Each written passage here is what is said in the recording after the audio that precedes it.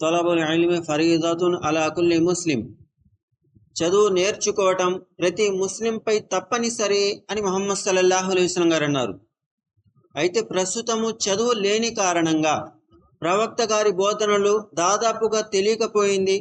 ఖురాన్లో అసలు ఏముంది ఏమీ లేదు అన్న కనీస అవగాహన కూడా ముస్లింలకు లేదు అంటే పెద్ద ఆశ్చర్యం ఏమీ లేదు. మరి ముహమ్మద్ సల్లల్లాహు అలైహి వసల్లం గారి బోధనలు తెలియని కారణంగా మన సమాజంలో పీర్ల పండగ మనకు కనిపిస్తుంది, నెల్లూరు రొట్టెల పండగ కనిపిస్తుంది, బారా షహీద్ దర్గాల పేర్లు కనిపిస్తున్నాయి. ఇవన్నీ ఏంటి? నిప్పుల మీద నడవటాలు, జెండాలు పట్టుకుని ఊరూర తిరగటాలు అసలు ఎక్కడి నుంచి వచ్చాయి, ఎవరు నేర్పించారు అంటే చదువు లేని కారణంగా ఎవరేం చేసినా కూడా అడగలేకపోతున్నాం. మరి కనీసం మనమైన ఖురాన్ హదీసు చదువుకున్నప్పుడు జాగ్రత్త పడాలి. కాబట్టి ఖురాన్లో ఏముంది, హదీసుల్లో ముహమ్మద్ సల్లల్లాహు అలైహి వసల్లం గారు మనకి ఏమి నేర్పించారు తప్పనిసరిగా నేర్చుకోవాల్సి ఉంటుంది. ముహమ్మద్ సల్లల్లాహు అలైహి వసల్లం గారు అన్నారు, లా తజాలు బుయూతకుం కుబూరా, మీ ఇళ్లను శ్మశానాలుగా మార్చుకోకండి అని అన్నారు. శ్మశానాలుగా మార్చకూడదంటే మన ఇళ్లలో మనం నమాజు చదవటం లేదంటే శ్మశానాలుగా మార్చేశాము, ఖురాన్ చదవటం లేదు అంటే శ్మశానంగా మార్చేశాము.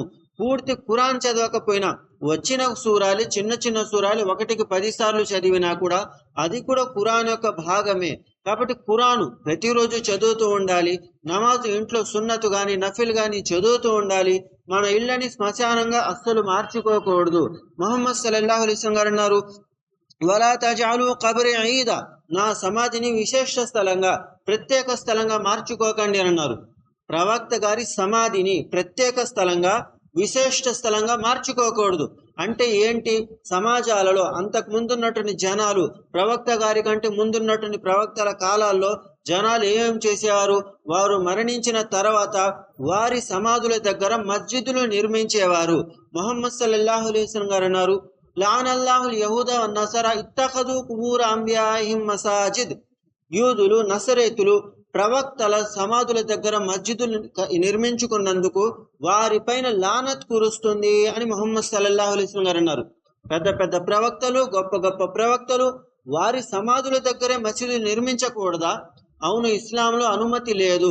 మరి ముహమ్మద్ సల్లల్లాహు అలైహి వసల్లం గారి సమాధి దగ్గర నా సమాధిని ఎవ్వరూ కూడా విశేష స్థలంగా మార్చకండి అని ఆజ్ఞాపించారు.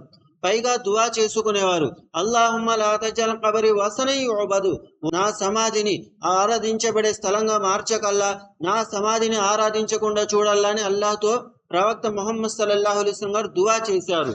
మరి ఇప్పుడు మనం ఏం చేయాలి? మనం కూడా దువా చేయాలి.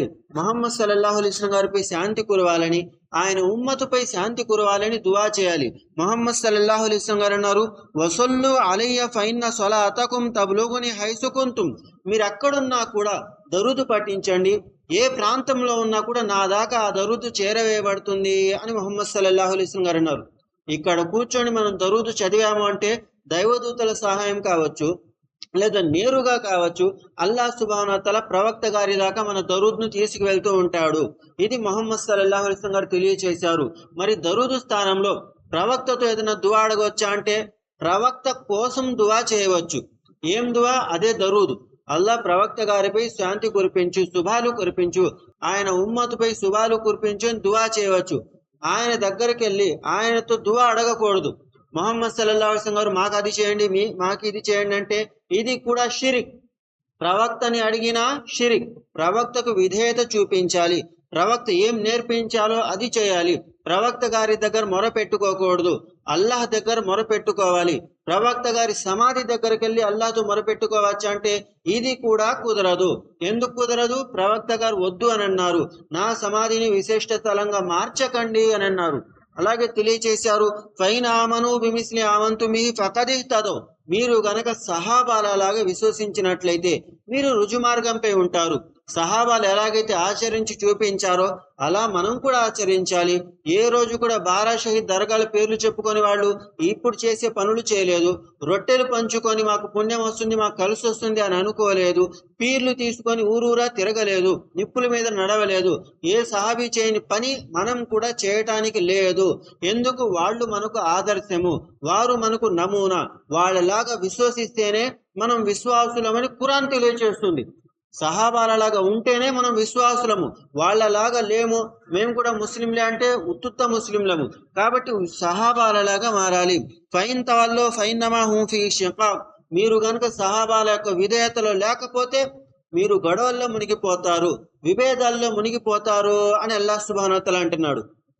సమాజంలో హనఫీ, షాఫీ, హంబలి, మాలికి, అహ్లీ హదీస్ ఇలాంటి అన్న జమాతులు ఉన్నాయంటే ఇది ఎక్కడి నుంచి వచ్చాయి అంటే చదువుకునే విషయాలలో ఈ మాట ముందా ఆ మాట ముందా, ఈ హదీసు ముందా ఆ హదీసు ముందా, ఈ విషయాలలో మాట పెరిగాయి తప్పించి అదొక సంఘము ఇదొక సంఘము కానే కాదు.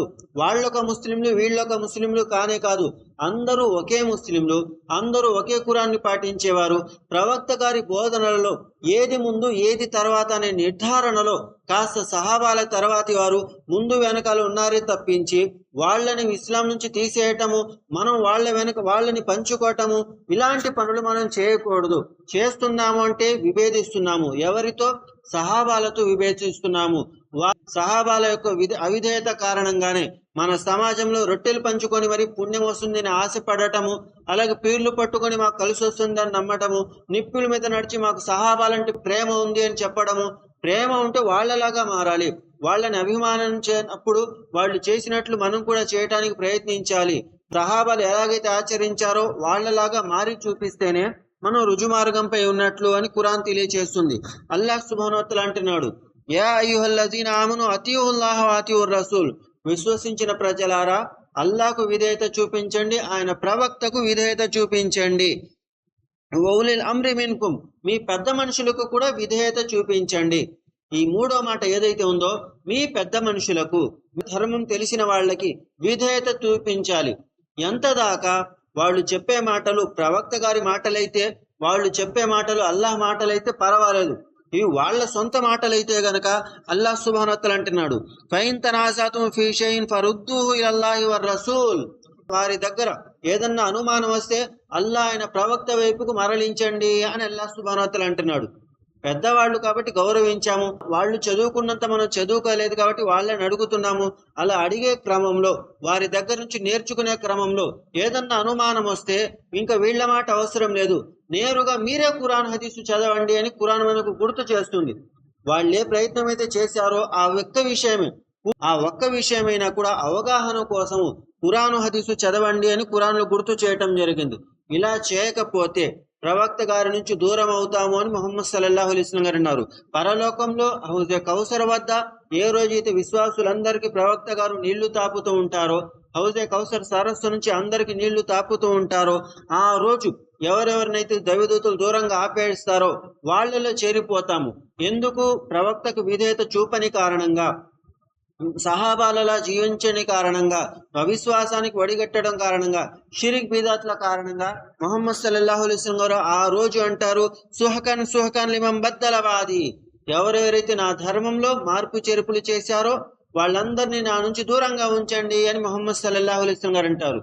ఇలాంటి పరిస్థితి మనకు రాకూడదు అంటే ఖురాన్ హదీసు ప్రవక్త గారి బోధన సహాబాల విధేయత మనం చూపించాలని ఖురాన్ గుర్తు చేస్తుంది.